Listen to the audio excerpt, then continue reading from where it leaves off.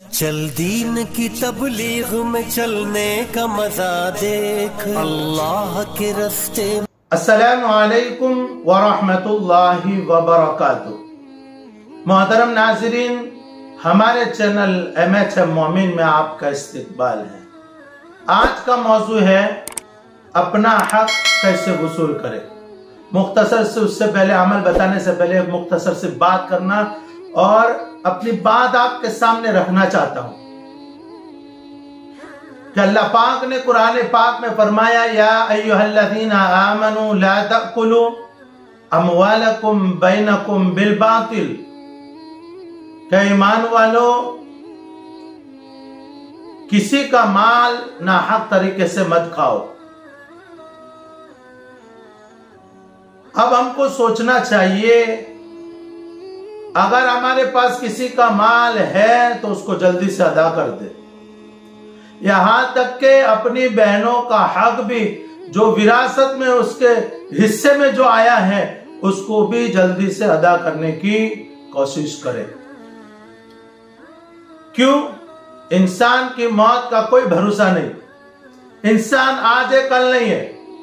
अगर वो कर्जा या ये विरासत का हिस्सा अगर वो लेकर और उसके पास है और मर गया, किसी को पता नहीं है कि दिया है या नहीं दिया है, लेकिन वो इंतकाल फरमा गया, तो मेरे दोस्तों कल क़यामत के दिन अल्लाह को क्या मुंह दिखाएंगे? अल्लाह हमारा हश्र क्या करेगा?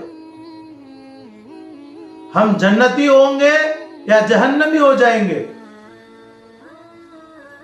मेरे दोस्तों, हमारे पास किसी का अगर माल है तो उसको जल्दी से निकाल दे। अपनी बहनों का विरासत में जो हिस्सा आया उसको भी दे दे। उसमें भी आजकल लोग हिला बहाना करते। बहनें कहती नहीं नहीं भाई अपने पास रख लो, लेकिन लोग बोलते नहीं नहीं मेरी बहन ने खुशी से दिए। अरे मेरे दोस्तों, उसके दिल से पूछो।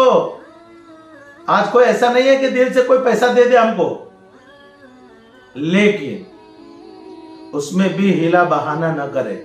अपनी बहन को दे दे और उसके बाद उसको अगर हदिया करना है अपने भाई को तो वो किसी न किसी दिन करे, फौरन ना करे, वरना ये भी शक शुबा का मसला खड़ा हो जाएगा कि भाई का दबाव होगा या किसी और का दबाव होगा उस पर। नहीं, वो अपने दिल से राजी होके देती है अगर बहन, तो फिर अलग मसला है। इसलिए क्योंकि ये लोगों का अगर हम अपने भाइयों को विरासत में जो तकसीम होता है और वो हक अगर हमने नहीं दिया और हम अल्लाह के प्यारे हो गए, अल्लाह के पास ये भाई बहन अगर खड़े हो गए अदालत में अल्लाह की और कहे कि मेरे भाई ने हमारा हक नहीं दिया, तो हम क्या मुंह दिखाए अल्लाह के सामने? और अल्लाह के वहां न दिरहम न दिनार देना पड़ेगा, वहां तो नेकियों से काम चलेगा। मेरे भाइयों, वो आलम उस वक्त वो आलम होगा कि इंसान एक एक नेकी के लिए तरसेगा। हमने बहुत बार सुना है कि यहां तक के नबी भी कहेंगे नफ्सी नफ्सी, तो हमारा क्या हाल होगा? इन सारों का हक कैसे अदा करेंगे हम नेकियों से? हमारे पास इतनी नेकियां होगी तो हम उसका हक अदा कर पाएंगे। तो सबसे बेहतर तरीका यह है कि दुनिया में रहते हुए अपने भाइयों का हक अदा कर दे, अपनी बहनों का हक अदा कर दे। मेरे पास बहुत सारे इसके मुतालिक मेरे पास बहुत सारे मसले हैं। कुछ कोई आके यूं कहता है कि मौलाना ऐसी दुआ बताओ कि मेरा भाई हमारे हक देने पर राजी हो जाए, या कभी कभी तो ऐसी दुख सुनाते हैं कि मेरे माँ बाप ने आज तक हमको विरासत तकसीम करके ना भाइयों को दिए ना बहनों को दी। तो ऐसे माँ बाप से गुजारिश है कि अपने बेटियों को और अपने बेटों को जो अपने पास जितनी भी प्रॉपर्टी है या पैसे जो भी हैं उनको तकसीम करके दे दे, ताकि वो अपने वो हक अदा करने में उनको आसानी रहे। अपनी बहन को अगर उसमें से कोई तकसीम करना है तो अपनी बहन को दे दे, भाई को देना है तो भाई को दे दे। लेकिन अगर माँ बाप जिंदा है तो वो खुद तकसीम करके दे दे, तो ना झगड़ा रहेगा ना कुछ रहेगा। आजकल लोग ऐसे मसले, एक नाम नहीं लूंगा, एक औरत ने आके वाकया सुनाया कि माना मेरे घर बनाने के लिए पैसे नहीं मेरे पास, लेकिन इतना है कि मेरे वालिद के पास प्रॉपर्टी है, लेकिन वो भाइयों को ना बहनों को आज तक तकसीम करके नहीं दी। तो ऐसे माँ बाप से गुजारिश है कि अपनी बेटियों का दिल ना तरसाओ, अपने बेटों का दिल ना तरसाओ, उनका हक उन तक पहुंचा दो। मेरे दोस्त, और इसी तरह अगर किसी का माल अपने पास पड़ा है और हम देने के लिए टाल मटोल कर रहे, तो ऐसा ना हो, उसका हक उस तक पहुंचा दे जल्दी से। किसी ने अमानत रखवाई उसको भी पहुंचा दे।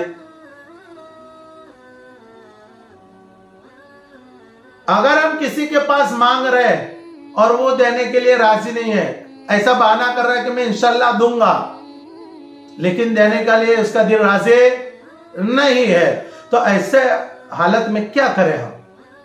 ऐसे लोगों के लिए क्या करना चाहिए? तो ऐसे लोगों के लिए एक अमल है कुरान का, सूरह अनाम है, उसकी आयत नंबर 45 और वो आयत है फ़क़ुतिअ दाबिरुल क़ौमिल लज़ीना ज़लमू वल्हम्दुलिल्लाहि रब्बिल आलमीन।